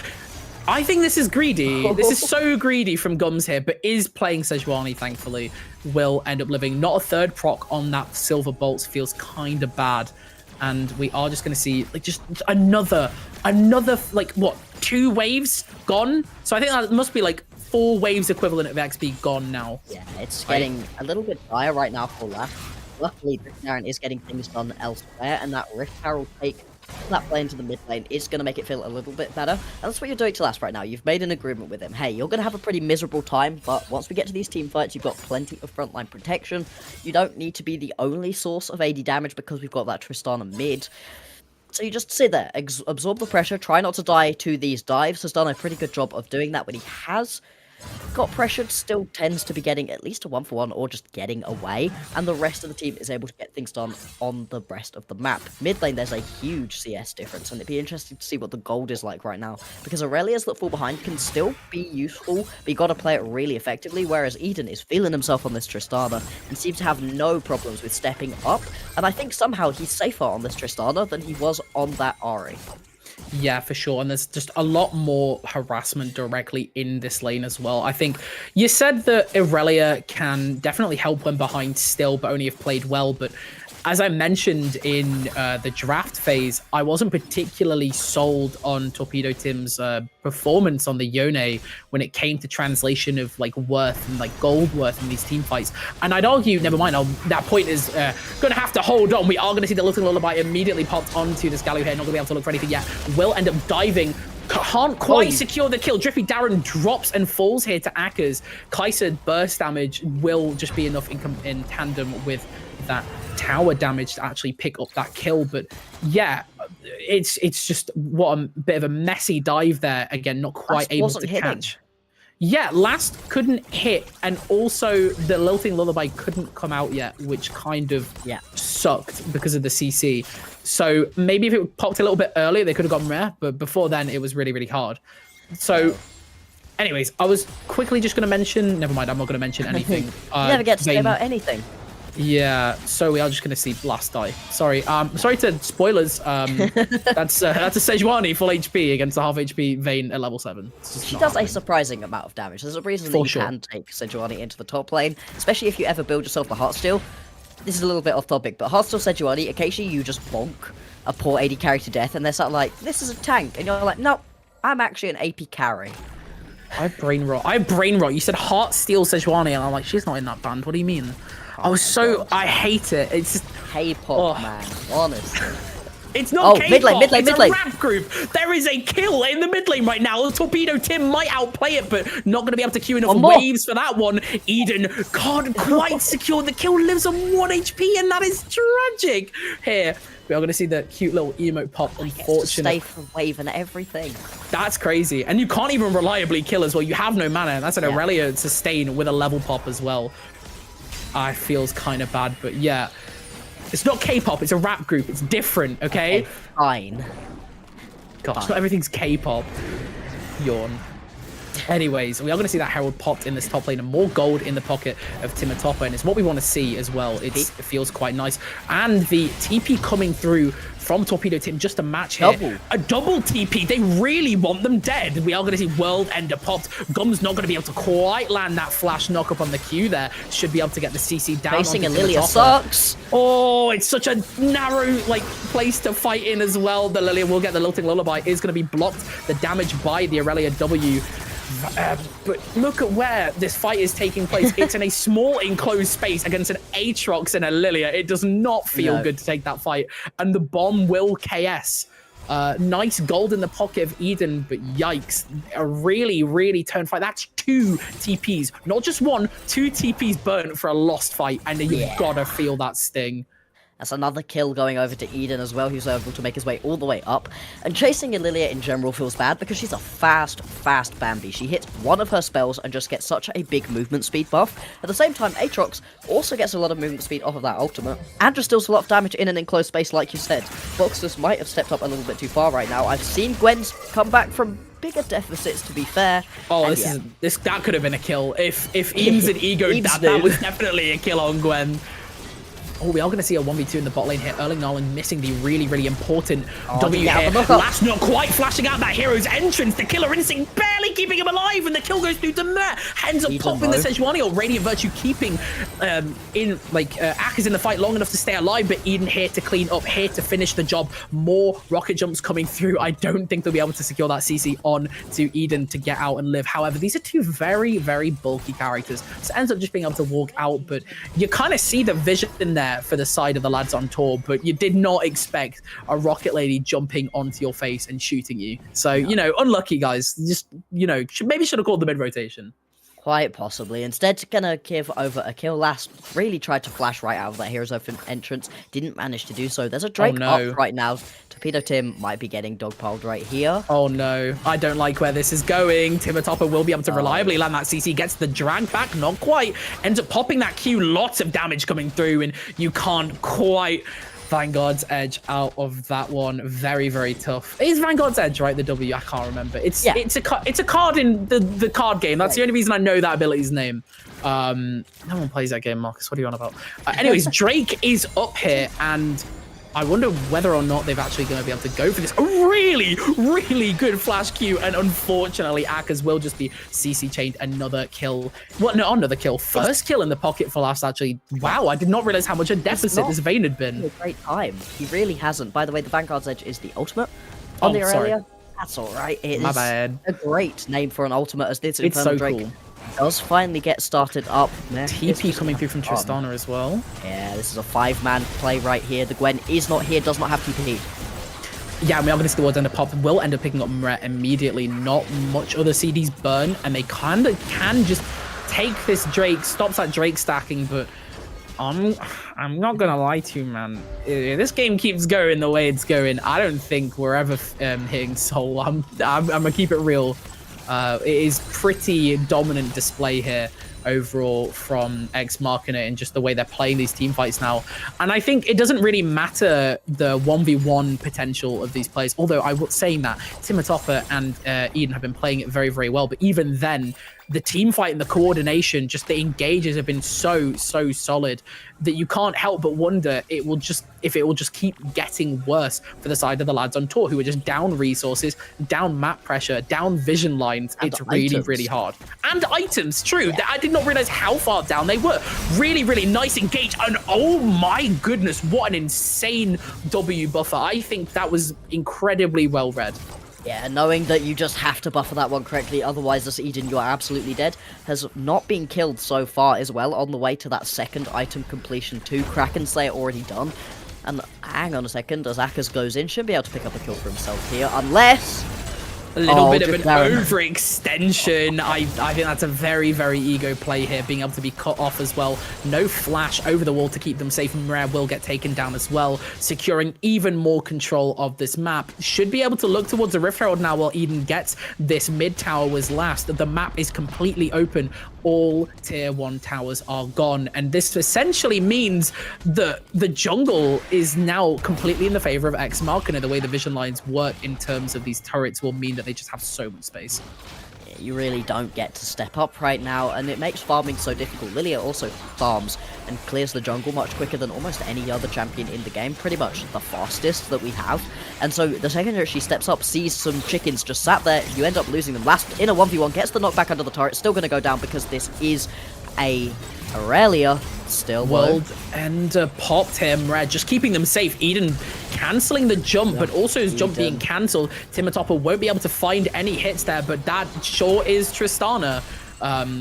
We are going to see Gums have to flash that wall. So much damage coming through from the Lilia. And as you said, that is one fast deer. And that should be one dead boar coming through. Should just be able to keep getting towers. We are going to see Shelly popped. Yeah, Shelly is popped. And she will not even need to charge this turret. So that should be an inhib turret gone. An inhib gone if they so choose to keep pushing forward. And once again, Akers is relegated to split push duty. But what are you split pushing? Saying that, mind you, Boxes is also on a tier 2 turret, so I think they could find something. Objective bounties are up. Gwen is immune. Last is going to want to look for this trade, and Boxes doesn't really have enough mana to take the extended fight here. Saying that, Last has been taken down to half HP. The final hour is running down. This is really ego to keep chasing. Correct decision to back off there. There are people looking for you. Like, surely, there's no way. Anyways, wow. Lots happening. Many things to speak about. The gold lead only 5k, and I'm going to say only just because it feels like it should be even more right now. Ex Machina in absolute control. The split pushing has been pretty effective. You can see the top lane, the gold difference is huge. Bambi needs to run right here. Oh, do you manage to get away? Found by the Sejuani ult. No way. Surely not. Timatopper as well, just coming back in with a trade. World and the pop, the reset coming through. Drippy Darun, insane Rel W, just catching with that Magnet Storm will just put more gold into the pockets of Ex Machina. There isn't an objective to play for yet, but that Baron is up in 30. It's going to be really, really hard for them to step up and take that vision. This should just be free control of this top side jungle. Getting ready and prepping for this fight. The TP to shove this wave in to get this tier 2, making sure they deny as much resources as possible before this Baron, because I'm pretty sure Ex Machina want to close out this game. And I think they might not even go for the Baron. Yeah. You've got a big push going on top lane right now from Timatopper. If you can take 2 inhibitors down, that's an incredibly difficult position to come back from. More than anything, though, getting those super minions into the base just creates yourself so much space to be able to take this tier 2, to be able to get vision in the opposition jungle, and then move back onto this Baron. We can see some resets coming through out of Eden. He's still just going to have the TP. Timatopper, I feel like he still wins this. I don't know. No World Ender ready. I'm pretty sure he just gets burst down before he can do anything. Saying that, Akers will just get cleaned up by the rest of the team. The hero's entrance is not even an exit. It's a hero's flop to the floor, dead, unfortunately. Double kill coming through here for the Dia. We are. There is still the ultimate available, but oh my gosh, Boxes is split pushing. I'm sure they'll be able to win the game off of that one. I don't think they'll be able to win the game off of that one. I think it's not going to be in their favor. Sure picks up the objective bounty, but you have 4 people hitting at your base. You TP to the turret. Might be able to be enough to actually stop it. Boxes coming back, ends up popping the needlework. Don't think they'll be able to find that Lily. A flash burnt, saying that Gums has gone pretty deep. The stun going through. The last is still free hitting at the tower. Eden is also free hitting back. This Nexus is now open. Really, really nice ultimate coming through from Gums. Immediately has to pop the Magnet Storm in reaction. Last is so overextended. What am I watching? What, Last? You have no mana! Because that play lasted for probably about 70 years. They just kept pushing and pushing and pushing, using up as much of that Baron power play as they... Well, not Baron power play, as much of that push as they could before even deciding to take the Baron. Gonna move back and take this Drake, potentially. Not that you really need it, I gotta be honest. It's something to take before you take a reset, but still, you're so far ahead. You're up by about 8,000 gold. You've got no Nexus turrets left alive. There's no wards in the base to TP onto. You need to make a last stand right now as lads on tour. What can you do? Do you go straight for the Baron? Can you even get there in time? There's plenty of vision. It looks like the answer to that one is definitely going to be no. But they are setting up to try to put down a last stand. Even if you steal away this Baron, you're still behind by a massive amount of gold, but that would be the way to start getting a comeback going.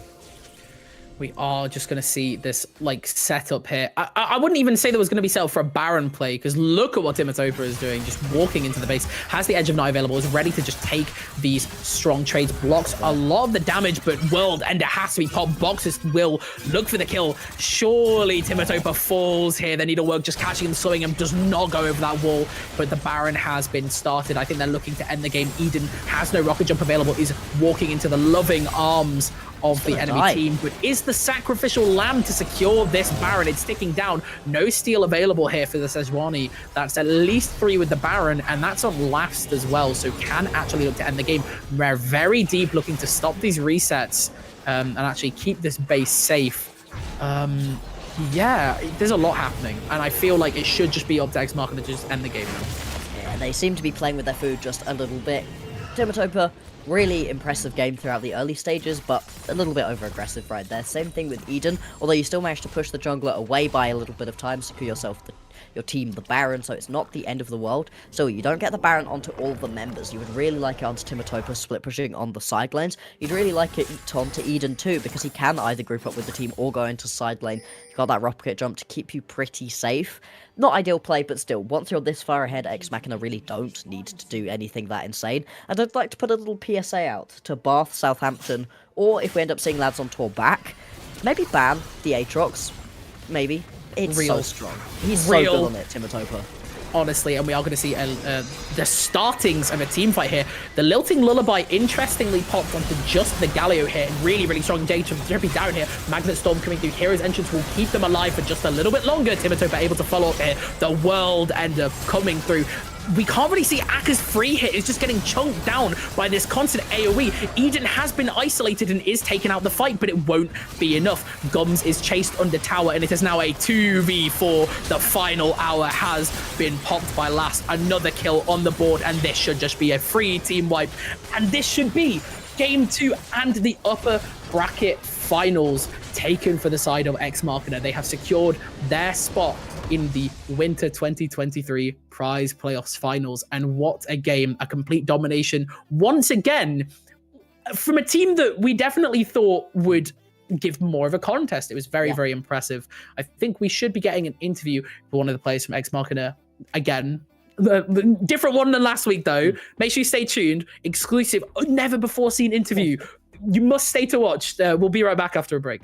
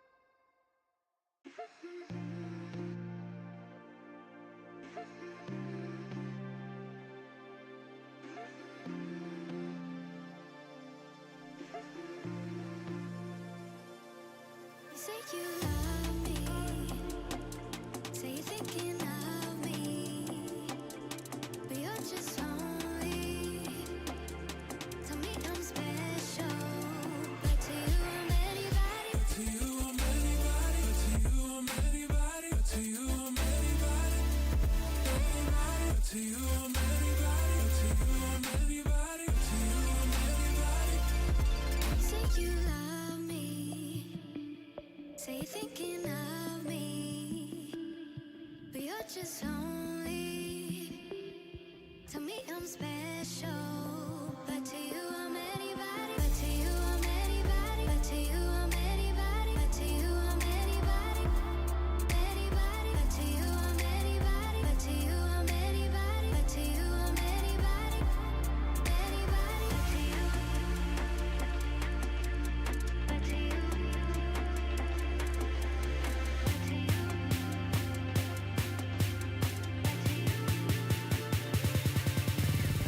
To you, I'm anybody. To you, I'm anybody. To you, I'm anybody. Anybody. To you, I'm anybody. To you, I'm anybody. To you, I'm anybody. Anybody. But to you. But to you. But to you.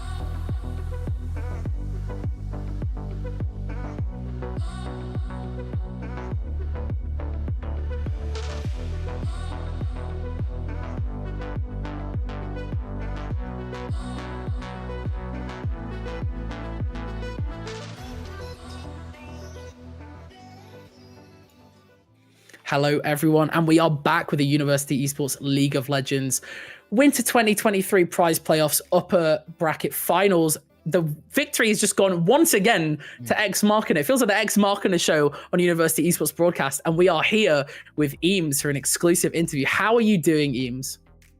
I'm feeling good. Thank you. Very, very good to hear it. So coming into today, obviously, you know, there's Akers from Ruddy, very good Div 1 UKL player, but how did you feel about the rest of the team coming into this? Did you think it was going to give you more of a challenge than last week's team? So, no, I didn't think that this was going to be much of a challenge. The only thing I was worried about was because most of our team went out last night, and me personally, I got like two to 3 hours sleep. So I thought it was going to be harder than it is, just because I'm kind of just trying to not fall asleep right now. But yeah, it was still surprisingly easy. Yeah, that's all I have to say. It looked like a really strong performance, even if the whole team is running on a couple hours of sleep. That's the joy of University Esports now, isn't it? That first game, it felt a little bit closer than the second one. Was there ever a point in that first game where you felt like you might be losing, or did you feel like you guys had it the whole way through? Well, I think I was just looking at my mid laner, and I think he was like hinting a little bit. Just a tad. But I think Akanos is a very good player, and even though he may have not slept today very well, I think when he has sleep, he's the best mid laner. And, I have insider information that Eden very rarely has like a normal sleep schedule, so I'm not particularly surprised to hear that. But yeah, so speaking of, you think he's the best mid laner, will you guys be sleeping well? Because tomorrow you have the UKL Div 2 Grand Finals, and how are you feeling about that against your match versus Paragon? Yeah, I'm very excited to play against Sunfire Wukong second item. I think that's gonna be really fun to play against. 5 games of that, and every single game, I'm sure your Evelyn will be banned. What a shame. Yeah, it does seem like you're not allowed to pick that one up for yourself at any point. Now, the teams that we've still got remaining, you know, obviously the one that you just played up against, then you've also got yourself, what is it, Bath and Southampton. Which of these teams do you think is going to be able to get themselves into the finals, and are any of them a particular worry to you, or do you think in our finals next week you're just going to be able to do it? Well, I think I'm gonna give a shout out to my GOAT jungler. I think he's the best jungler in the league by far, and that's Maru. So I think Maru and Bath are gonna make it to the finals for sure. There's no way they lose, and Maru sweep. we might get 3-0'd. You might get. You think the Maru sweep dream is real? Yeah. I mean, kinda I don't know. respect I it. don't know how I can compete, to be completely honest. 100%. But we will be very excitedly watching you from our live studio finals broadcast, where I will be there. Black Blocks will be there. I'm very, very excited and keen to get to work on it. It will be a really, really cool broadcast, and it's going to be an even cooler set of games. So thank you for your time, Eames. Hope you've enjoyed these games today, and it should be a really, really exciting set of finals on. Oh, I'm so ready. I'm actually so hyped. I'm so excited. But any other words, Blocks, before we head off? Just, quickly, Eames, any shout-outs that you particularly want to do? You shouted out a couple members of your team, but any remaining ones to any fans or anything? Yeah, so I want to shout out two people. Firstly, I want to shout out Drippy Darren Evan, my support. I think he's the only reason our team has any sort of mental sanity. Otherwise, we would just lose. And secondly, I'd like to shout out our coach Nijwans. He's developed the adaptive tempo theory, which is what we use in many of the games. And I think that's also one of the reasons we're able to win every game in this league. But what about your reverse tempo trap theory? I heard a lot about that last week from Eden. So, was that something developed behind the hood as well? Yes, so it's me, Eden, and Nijwans. We're basically co-authors of the adaptive tempo theory, and never before seen, ever. Really interesting. Based on different situations, we use that or reverse tempo traps. We have lots of different strategy. So cool. You guys are very smart and talented, and I'm very, very good set of games. And I've gone really blurry, so clearly I think it's time to end stream. Thank you for your time, Eames, and thank you once again to my wonderful production staff, Sorie and Remy behind the scenes, the admins, Yikes, and obviously Becca, amazing broadcast manager. And thank you for my amazing co-host, Black Boxer, always so talented. That guy's crazy. But yeah, if you want to see more of us, then make sure you're tuning in. Well, you won't see this. You'll see actually my face. It won't be blurry. Actually, just blurring you out. If you want to see more of this and this, then make sure you're watching the live studio finals broadcast. Will be for our final. I'm so excited. Make sure you're around. I've been the Mac. This has been Black Boxer, and thank you for your time, everyone. Thank you.